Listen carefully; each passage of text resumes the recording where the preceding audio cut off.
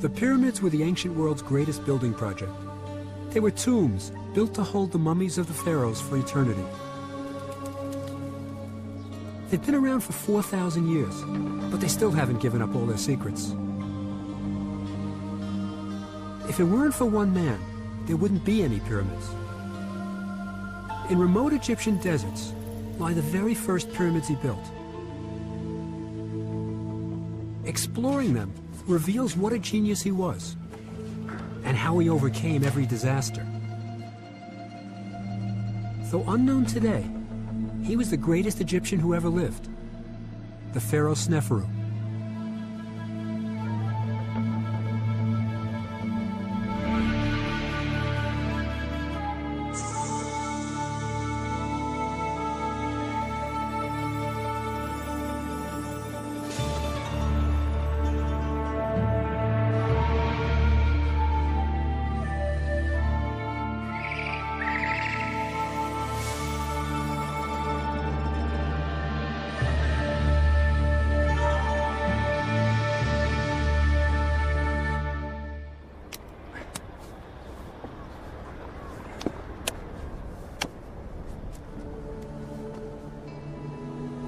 The ancient Egyptians never created anything as fantastic, as breathtaking, or as large as the Great Pyramid at Giza.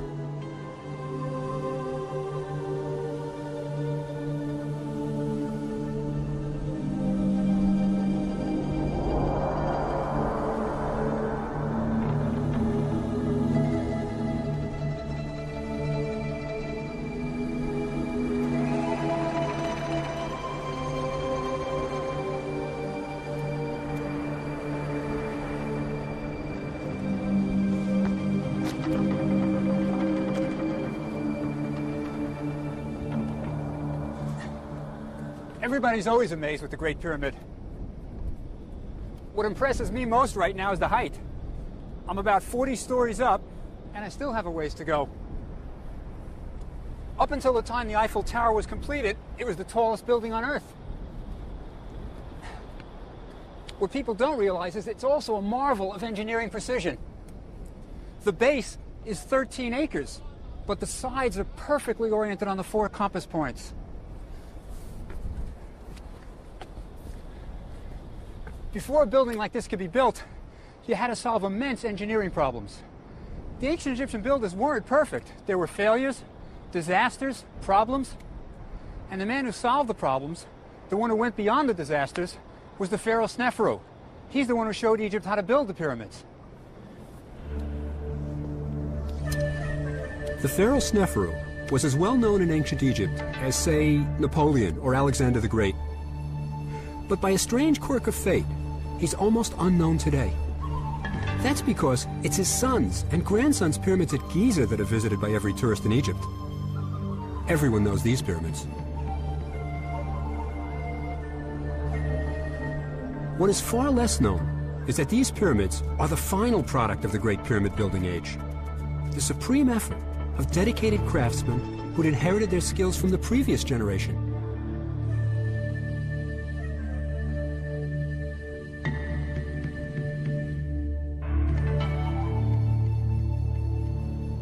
The pyramids that Sneferu built stand unvisited and largely unknown.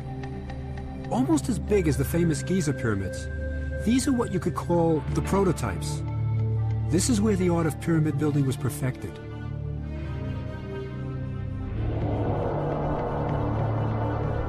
But the pyramids say nothing about Sneferu the man. To see what he looked like, you have to go to the crowded Egyptian Museum in Cairo.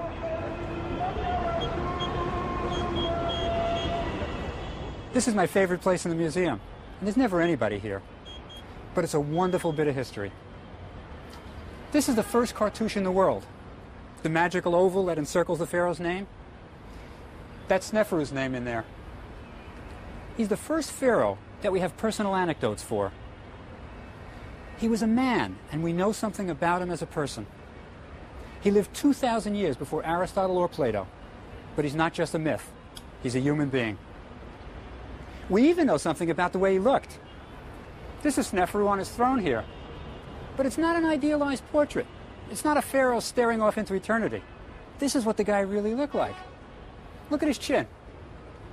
It's a receding chin. He looks like a nerd. But he was a great man who did great things. He completed the greatest building project in the history of the world. Without Sneferu, we wouldn't have the pyramids. He was pharaoh, but also a god on earth. And as a god, he needed a tomb that was the most magnificent creation the human mind could imagine. He needed a pyramid.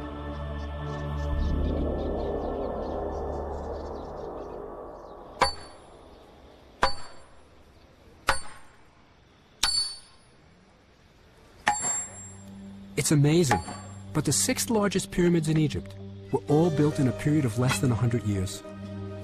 A primarily agrarian culture, using only copper tools, cut, transported, and placed in precise positions more than 10 million blocks of limestone, weighing an average of 2 tons each, to build the pyramids at Meidum, Dashur, and Giza.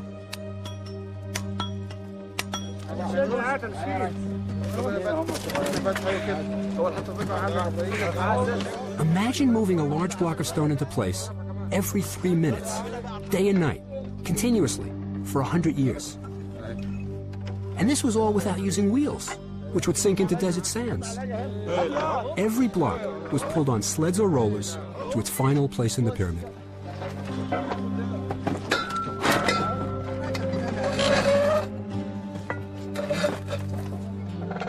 They were incredible buildings, perfectly aligned.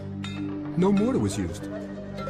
Not only were the pyramids massive, they were precise, accurate to a fraction of an inch. There are more than 70 pyramids in Egypt. The ones visited by millions of tourists each year are the successes.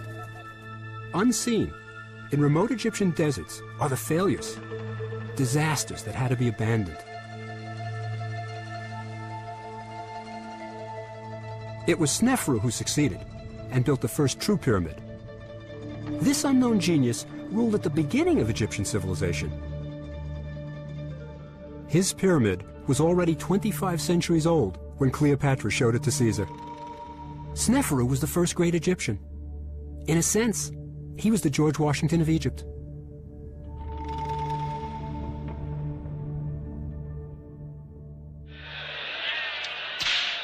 Hollywood had it wrong. One of the great myths about Egypt is that the pyramids were built by slaves, forced to haul huge loads while being whipped by cruel pharaoh's overseers. In reality, they were built by free labor, which makes Sneferu's achievement even more incredible. Sneferu had to organize and pay thousands of workers for decades to build his pyramids.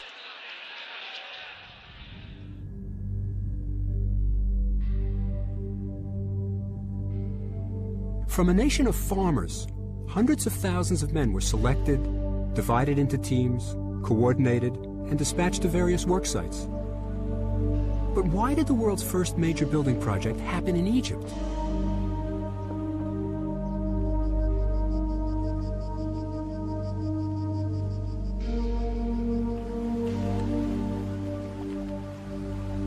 Ancient Egypt was a very special place.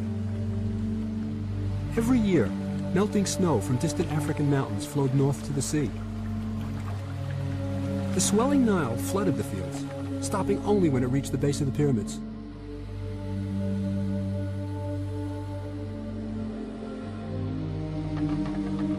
The inundation was a magical event for the Egyptians. The Nile, carrying rich topsoil from the south, first turned red. Then it turned green from the vegetation swept along by the water. Finally, it rose 30 feet. When the flood receded, it left the fields covered in rich, fertile river mud, perfect for planting crops.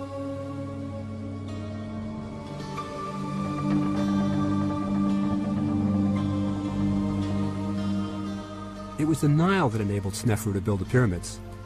It was the Nile and the Nile alone that turned the desert green. Without it, Egypt would be a barren desert.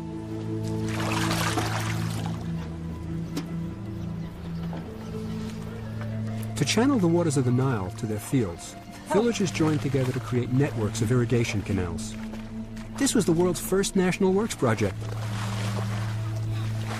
In the fertile Nile Valley, the first nation was born.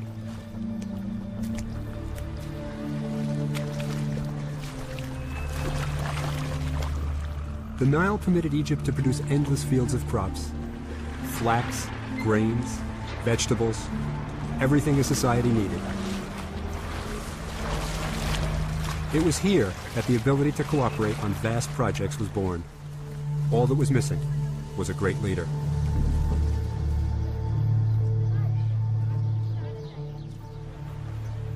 There's a wonderful story that tells us about Sneferu the man.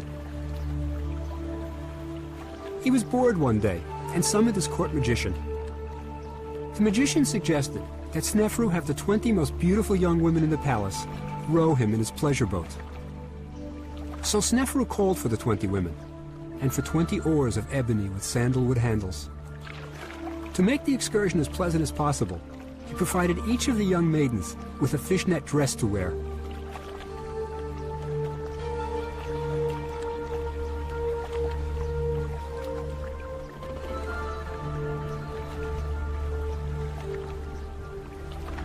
For the rest of the story, we have to go to the Egyptian Museum in Berlin.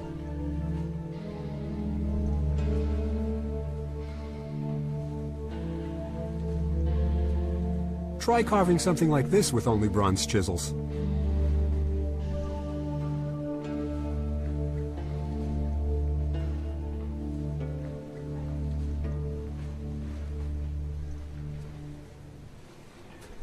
Among the treasures in the Berlin Museum, there's a papyrus that hangs on a wall that most visitors just walk right by. But it's absolutely unique. It tells us about the first personality in history, our man Sneferu. This is it. Come closer. You'll see that it's not written in hieroglyphs. It's written in a faster, easier way of writing called hieratic. The scribe who did it had two colors of ink, red and black. He used the red for the chapter headings, and the black was the rest of the text. But what's important is it tells us something about Sneferu's character. Now the story continues with Sneferu being rowed on his pleasure lake. But all of a sudden, the rowing stops. One of the young women is crying. She's lost a turquoise pendant from her hair. It's fallen into the water. And Sneferu goes over to find out what's the problem. And he tells the young woman he'll replace the amulet. But she doesn't want a new amulet. She wants her amulet. Now, there are two interesting points to this story. The first is, it's a turquoise amulet. This was very fashionable in the court of Sneferu. He had just opened the turquoise mines, so this was a real treasure that she had lost. But the other interesting thing is that this young woman, just a rower, is in the presence of Sneferu, the pharaoh, a god. But she's not afraid to refuse his offer of the amulet. She must have been at ease with him. He must have been viewed as an approachable, kind person. The story has a happy ending. Sneferu calls for his magician, the one who got him into this spot in the first place. And he comes, and he recites a magical spell that parts the waters of the lake. This is centuries before Moses did it with the Red Sea.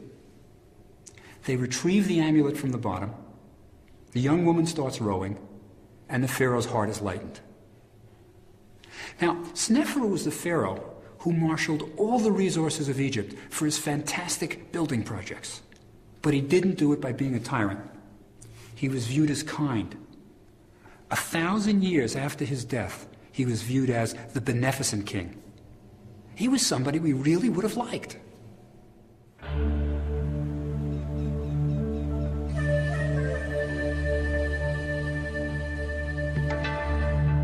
Sneferu was ambitious.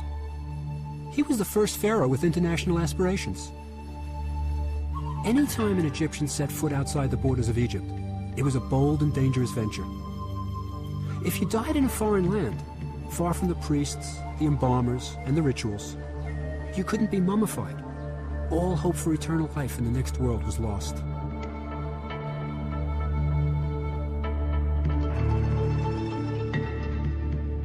It was Sneferu who dared to defy custom. He sent his army on trading expeditions, north to Lebanon for tall cedar logs, east to Sinai for turquoise and minerals, and south to Nubia for gold. Under Sneferu, Egypt became an international force to be reckoned with.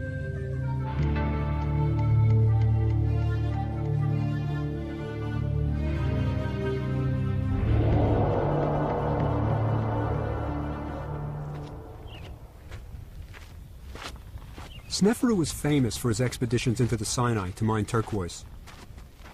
Such a venture required enormous organization. Taking 500 men and donkeys into the eastern desert required probably 30 boats for transport on the Red Sea and 50 tons of food a day.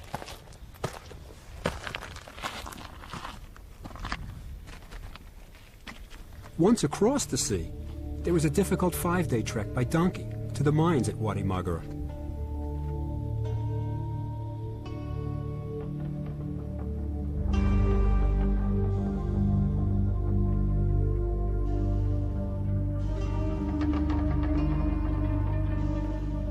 Tunneling into the mountains in search of turquoise was dangerous. But an even greater danger was the hostile Bedouin tribes. Sneferu and his army made the Sinai safe for the miners.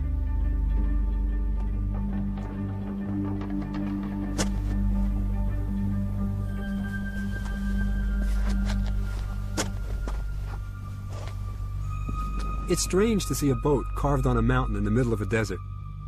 But boats were an important part of the expedition, and the men wanted to record it all.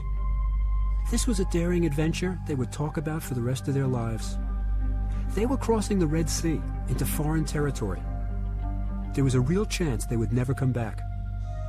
It must have been much like our World War II veterans. And just like Kilroy, they left their mark wherever they went.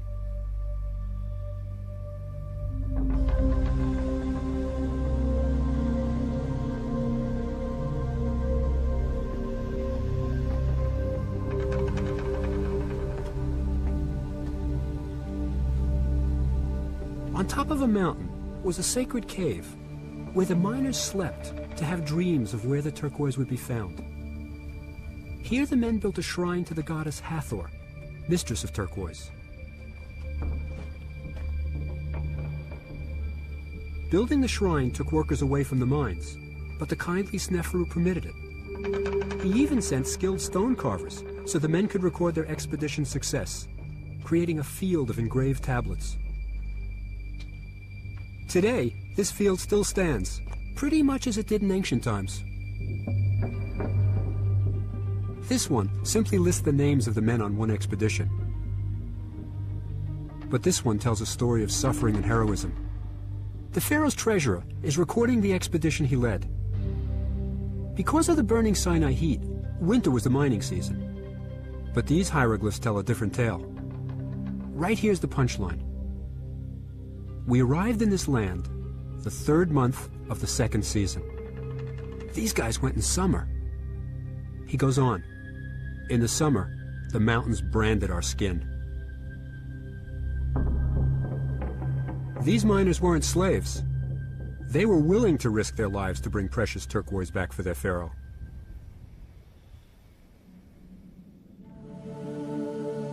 The turquoise that the miners brought back from the Sinai was fashioned into butterfly inlays for finely crafted bracelets, gifts from Sneferu to his wife, Queen Hetepheres. Sneferu wasn't just a pyramid builder and explorer. He was a patron of the arts. His royal workshops produced extraordinary masterpieces of sculpture, painting, jewelry, and furniture. It was an astonishing age. The artistic achievements during Sneferu's reign were so stunning that they set the standard for the next 2,500 years. The Maidum geese look as natural today as when they were painted 4,000 years ago.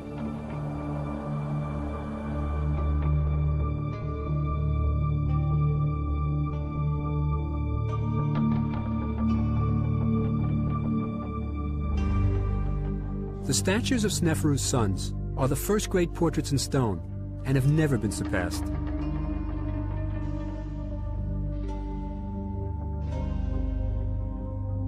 The fine limestone portrait of Ankaf shows him as a mature and thoughtful man. A bit heavy. He's successful. Ankaf's brother, Hemienu, has rolls of fat. He's really prosperous.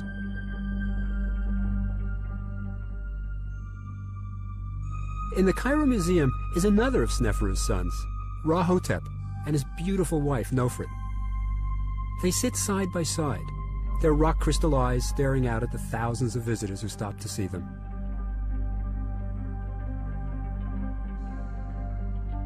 There's a wonderful detail here. Egyptian women often wore wigs, and you can see Nefert's own hair on her forehead peeking out from under her wig. The furniture that Sneferu had constructed for his wife is among the most beautiful ever made in ancient Egypt. They're masterpieces of simplicity. The lines are straight and clean and elegant. No need for a gaudy display of gold here. Merely beautiful gold hieroglyphs to proclaim the queen's titles.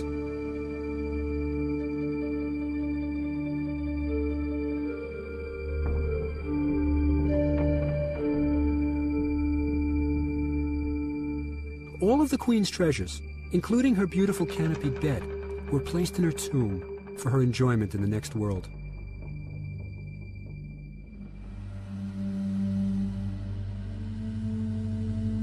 The ancient Egyptians were resurrectionists. They believed that the body would get up and go again in the next world. This is why the Egyptians practiced mummification, a complex religious ritual that took 70 days to preserve the body.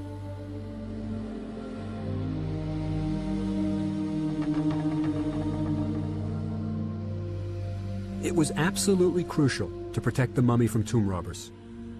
If a robber entered the tomb and destroyed the mummy, then the deceased couldn't exist in the next world. Without an intact body, all hope of immortality was lost. And this was the worst catastrophe that could befall an ancient Egyptian. Once the mummy was preserved, an elaborate tomb was built to protect it for all eternity. These first tombs were called mastabas.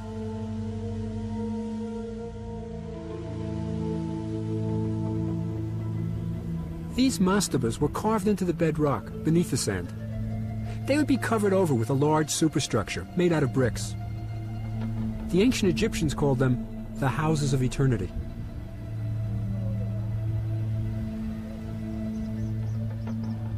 This mastaba was one of the largest ever built.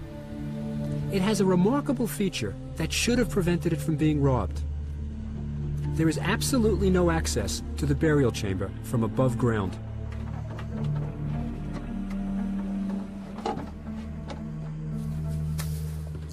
I'm going down into the mastaba the only way possible. Through the robber's entrance, they tunneled through the mud brick, through the bedrock, and into the entrance to the burial chamber right here.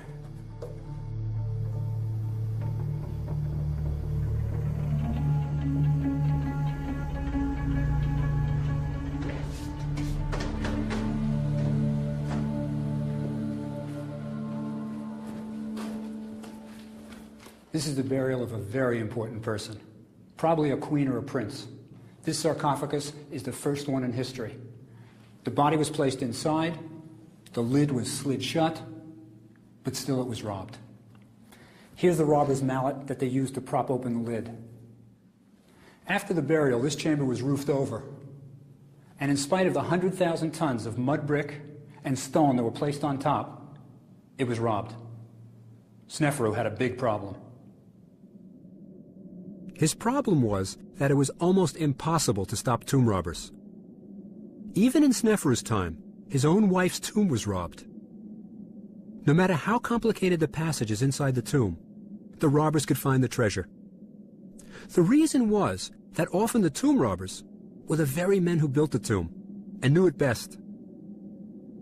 The answer to tomb robbing was to create something so massive that even if the robbers knew where the burial chamber was, they couldn't get to it.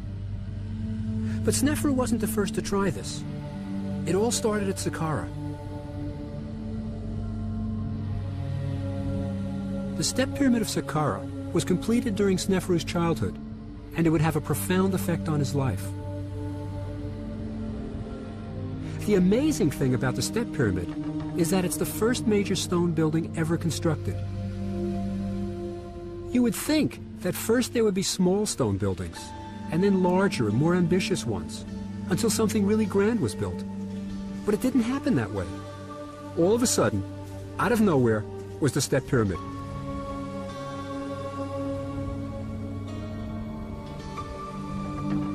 There are all kinds of signs that the Egyptians were just learning to work stone. The masons were merely copying columns and walls of existing palaces, built out of bundles of papyrus reeds and mud brick. Because they were faithfully copied in stone, wonderful architectural details were rendered completely non-functional. Doors that can't swing open or shut. Reed mats rolled up over doorways that can't be lowered. This is where building in stone began. 2,000 years after the step pyramid was built, the Greeks were proud to say that they learned how to build in stone from the Egyptians. The step pyramid was designed for Pharaoh Zasser. His architect wanted to create a grand burial for his king. So he designed a large mastaba and placed successively smaller ones on top of it, creating a wedding cake effect.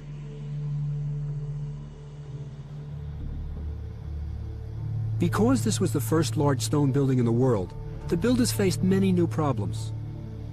They weren't yet skilled in working stone, so the blocks that made up the pyramid were only roughly cut and fitted unevenly, one on top of another, threatening the pyramid's collapse.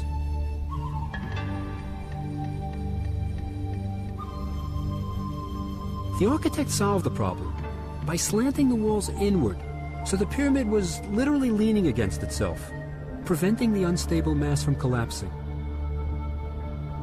When the step pyramid was completed, it was the most fantastic construction the world had ever seen. Probably 10 times taller than any other building. Taking thousands of workers nearly 2 decades to complete, it must have been the talk and pride of all Egypt.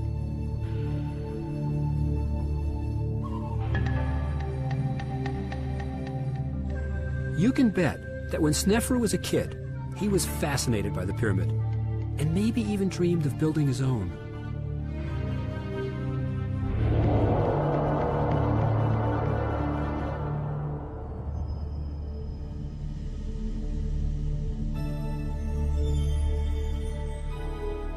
When Snefru became pharaoh, he had a chance to build his own pyramid at Maidum. As soon as you see it, something seems very wrong, but it's not clear exactly what. The monument appears more like an ominous tower than a pyramid. As you explore the site, more and more questions arise. Why are the walls of the burial chamber rough, unfinished? Where is the pharaoh's sarcophagus? In the burial chamber, the 4,000-year-old cedar beams lie in place, ready to lift the sarcophagus. But there's no trace of it, nor any evidence the burial chamber was ever used. It still represents a major architectural breakthrough. This is the first above-ground burial chamber in Egypt. Creating a room inside a pyramid, instead of under it, caused a tremendous problem. With the entire weight of the pyramid above, how do you keep the ceiling from collapsing? Snefru solved the problem by placing the stone blocks of the walls closer and closer to the center of the room as they went higher. As the walls were built up, the very top block forming the ceiling only spanned a few inches. The problem was solved, and the first corbelled ceiling in history was created.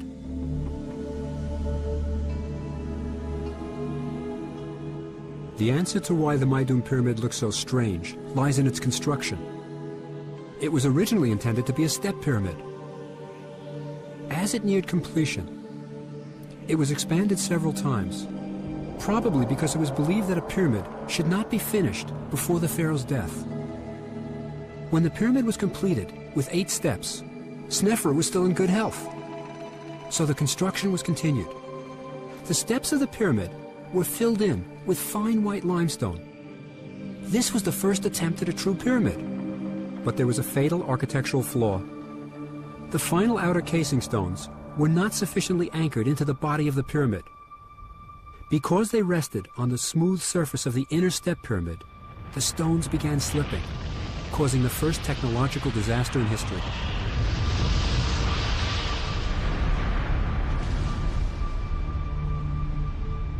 That's why the pyramid looks so strange today. Later generations found it easy to quarry the loose stones, leaving only the steep inner core. What we see today is the result of 5,000 years of vandalism. Sneferu had to abandon his pyramid. That's why in the little chapel at its base, the large stone tablets were never inscribed. That's why the burial chamber walls were left rough and unfinished. And that's why the ancient cedar beams were never used to lift the pharaoh's sarcophagus into its final resting place.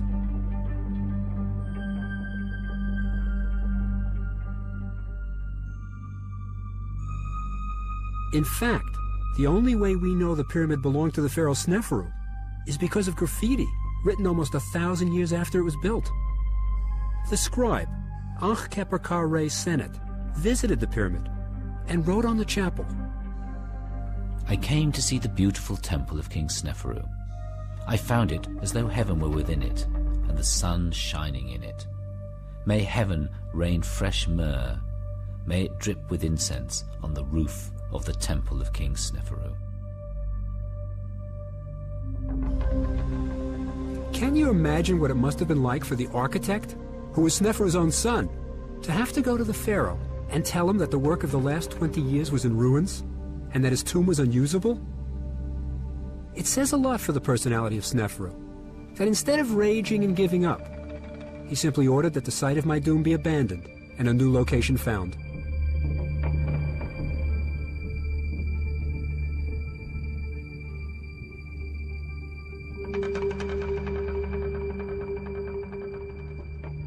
Still in need of a burial place, our man Sneferu proceeded full steam ahead to build a monument even more ambitious than the Maidum disaster. A pyramid more than twice the volume of the one abandoned.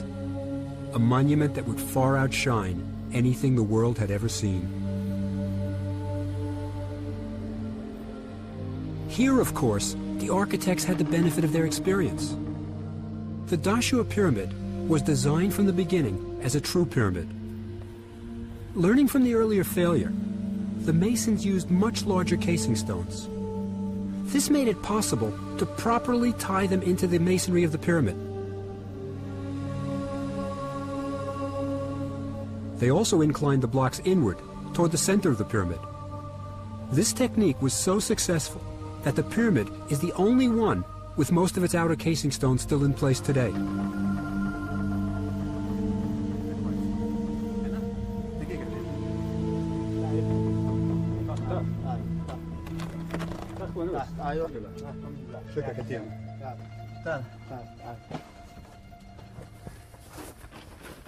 There's an interesting bit of graffiti here.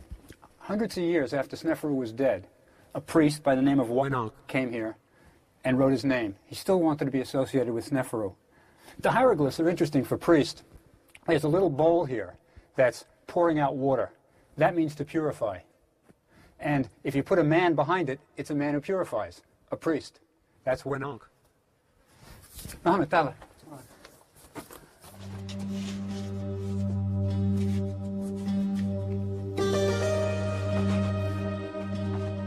From the entrance, it's a very long way down into the body of the pyramid, more than 230 feet.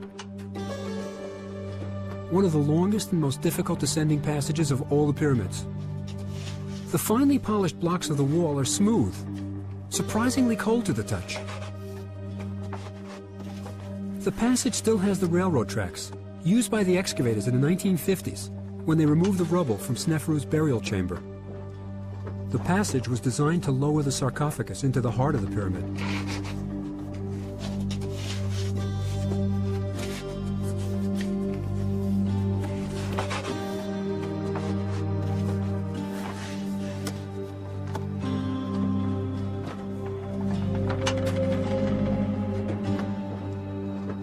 Once the corridor descends beneath the bedrock, there are no more smooth blocks, and the walls become very rough. We still have to go another 150 feet underground, beneath the pyramid, into the bedrock. After bending over so long, it's a relief and a shock to enter a narrow room with a 41-foot corbelled ceiling. Incredible. How are we?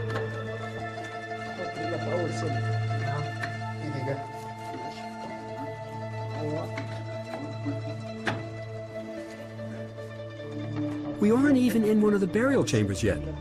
It's merely a vestibule, almost as if Sneferu is saying, welcome. To get to the burial chamber, you have to climb up a swaying rope ladder. Marhaba.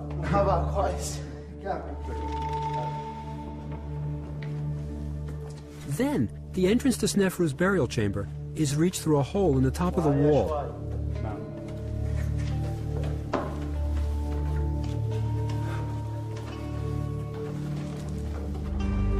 This is the reason for the massive ladder. After the rope ladder, this one seems very firm. When you're high on the ladder, it first hits you. All four walls are stepped inward to form a corbelled ceiling. It's incredible.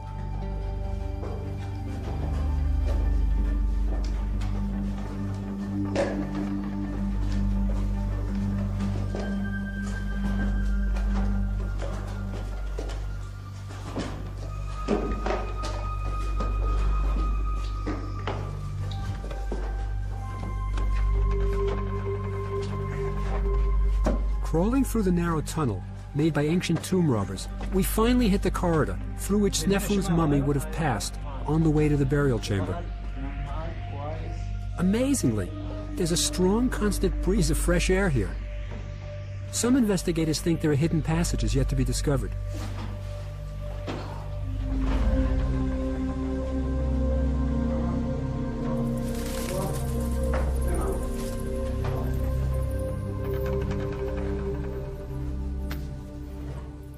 Finally, the burial chamber. The great thing about Sneferu was he didn't give up after the Maidum disaster. He built this. When it was completed, it was the greatest room on the planet. It goes up 55 feet. Mohammed, shukran. 55 feet up, corbelled ceiling. The walls go in all the way up to the top. But there was a problem. The wall started to move under the tremendous weight of the pyramid above it. Down here are cedar beams, 4,000 years old. They had to be brought in when the wall started to move. There were problems here too. The wall started to crack, move inward, and to make sure that the entire thing didn't collapse, they brought in the beams to hold it up. Originally, the Dashur pyramid was intended to be a true pyramid. But when the problem of the burial chamber developed, Sneferu's architects decided to finish it by reducing the angle from 54 degrees to 43 degrees, which is why it's called the bent pyramid. This reduced the amount of stone needed to complete the pyramid and lessened the weight on the chambers inside. Despite this, the pyramid was still too dangerous for the burial of Sneferu's mummy. Sneferu had built the two largest buildings in the history of the world, and both were unusable. Amazingly, he didn't give up. But now, time was running out for the aging pharaoh. He had to build a successful pyramid for his final resting place. The bent pyramid must have inspired a sense of pride among the Egyptians. Instead of abandoning the site, as he had done at Maidum, Sneferu built his last pyramid less than a mile away. Today, when the sun hits it, it appears red. All indications are that it was a total success. The burial chamber is stable, and it stands as the first true pyramid in history.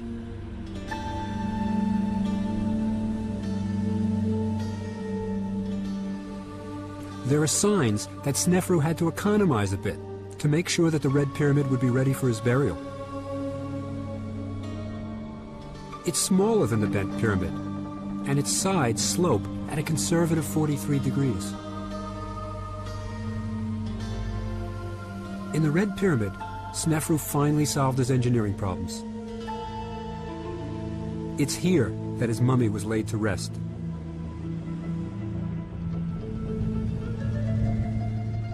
Centuries after his death, pious priests of the cult of Sneferu were placing bread and beer here for the soul of the pharaoh, so that he might have life, prosperity, stability forever.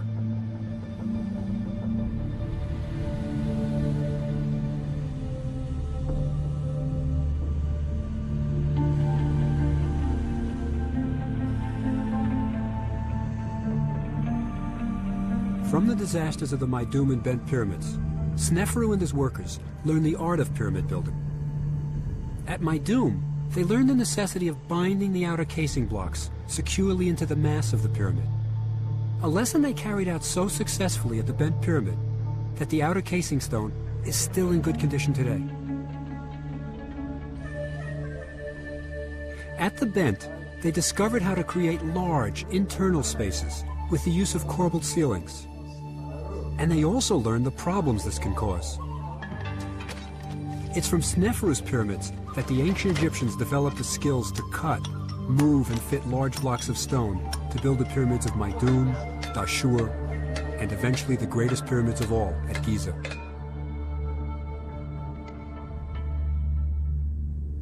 Sneferu and his family were a tightly knit group who worked together and achieved remarkable results. Sneferu had at least 5 sons, and he made some of them the viziers of Egypt, keeping the power close to him, establishing a family trust that was to extend throughout his life. In addition to holding the post of vizier, several of Sneferu's sons became architects. The Sneferu brothers were really in the construction business. One of the most famous is Ankaf, the architect of the second largest pyramid on the Giza Plateau. Ankaf's brother, Hemienu, became vizier to another brother, the pharaoh Cheops. Hemienu was probably the architect of the Great Pyramid. Ra-Nefer, one of the sons who didn't go into pyramid building, was only a high priest and general of the army. He was the family underachiever. This is an amazing family that produced amazing results. The effect of the brothers growing up with a father obsessed with pyramid building is clear. You can imagine the sons accompanying their father, first to view the progress of the Maidum Pyramid, then the Bent Pyramid, and finally the Red Pyramid. The passions of the father were truly passed to the sons. Sneferu's most famous son, by far, was Cheops, his successor, who's remembered today as the pharaoh who built the Great Pyramid, one of the 7 wonders of the world. The Great Pyramid is really Sneferu's legacy to his son. This amazing monument couldn't have been built without the problems having been solved and lessons learned during Sneferu's incredible building career.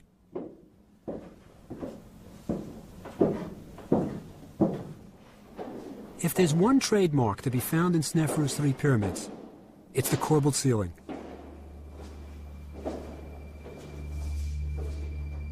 This ingenious solution to distributing the weight of the stone blocks above the burial chamber is what made it all possible. From the cautious start at Maidum to the spectacular ceilings of the pyramids of Dashur, it was just a small step to its ultimate expression here in the Grand Gallery of the Great Pyramid of Cheops.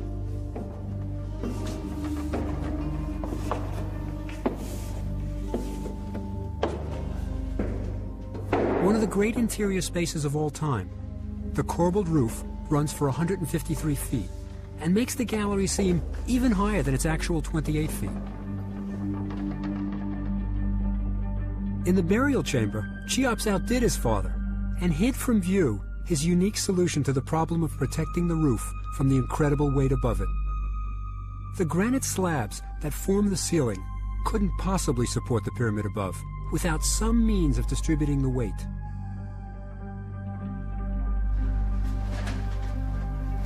To see Cheops' solution, you have to climb through a hole in the very top of the Grand Gallery.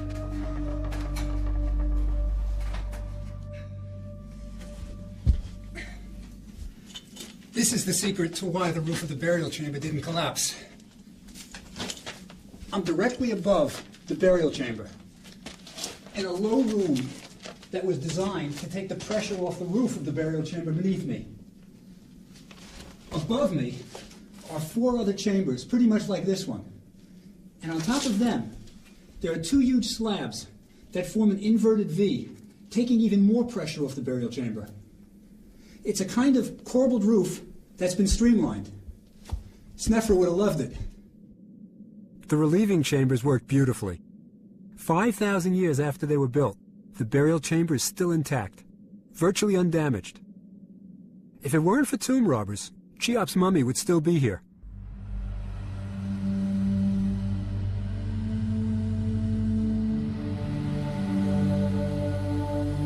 Sneferu paved the way for his son Cheops to build the greatest pyramid in the world, Sneferu's pursuit of foreign trade ultimately provided Cheops with one of the most important things he would take with him to the next world.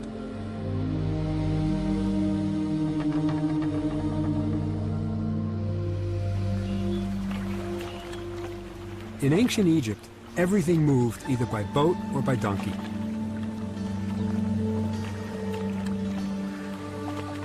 Donkeys for short hauls, and boats for any great distance.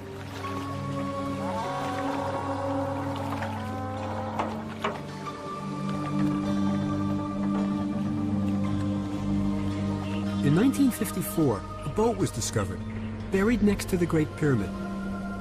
It was 145 feet long and was built by Cheops from timbers brought back from Lebanon by his father, Sneferu.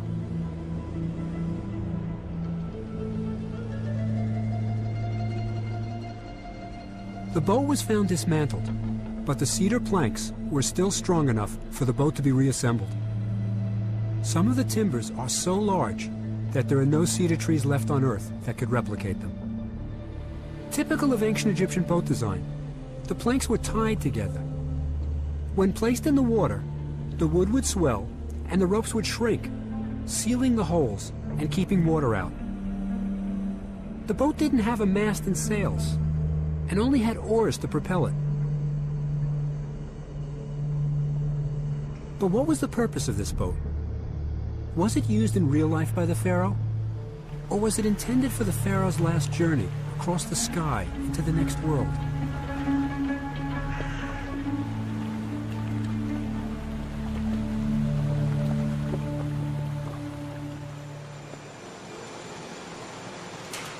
To solve the mystery, I had a 7-foot model carved to the exact measurements of the pyramid boat for testing in a tank at the Webb Institute for Naval Architecture on Long Island. It's amazing how beautifully it glides through the water, leaving practically no wake. Drag plus 13963. Because there was no sign of a mast or sails on the boat, at first I thought the oars provided the power. But computerized tests showed the boat's oars couldn't possibly have generated enough power to propel it. In fact, the oars seemed to have functioned like a keel on a modern yacht to give the boat stability and direction. So how did the boat move, if not by oar or sail? This is no heel, no yaw. Run 40. Okay, here we go. Okay.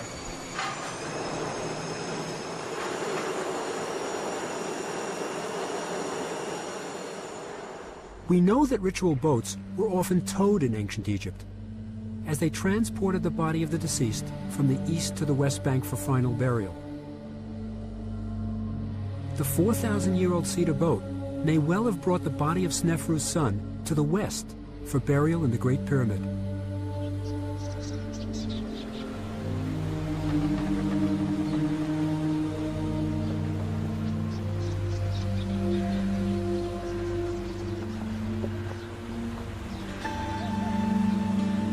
When the pharaoh died, his body would have crossed the Nile and landed close to where the Sphinx now stands. His body would have been taken a short distance to the Valley Temple, where it would have been carefully mummified.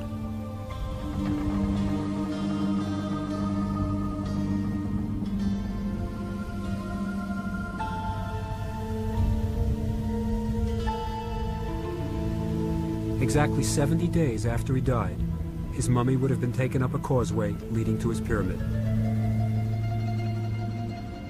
Accompanied by priests chanting the ancient rituals, the body would have been laid to rest in the heart of the most astonishing monument humankind had ever created.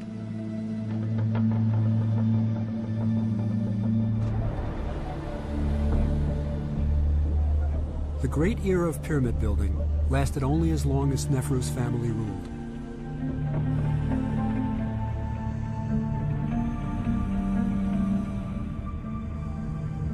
His son built the Great Pyramid. His grandson, the second largest pyramid ever built, just next door. After that, the drive and energy to build such astonishing monuments faded, and later pyramids were just a pale shadow of their former glory.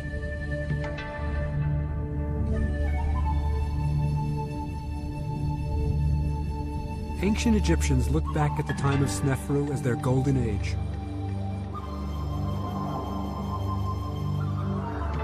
"700 years after Sneferu's death, the pharaohs of the 12th dynasty returned to Dashur to build their pyramids in the shadow of Sneferu's monuments. The mud brick pyramid of Amenemhet III, now eroded and crumbled, resembles an anthill in its broken state.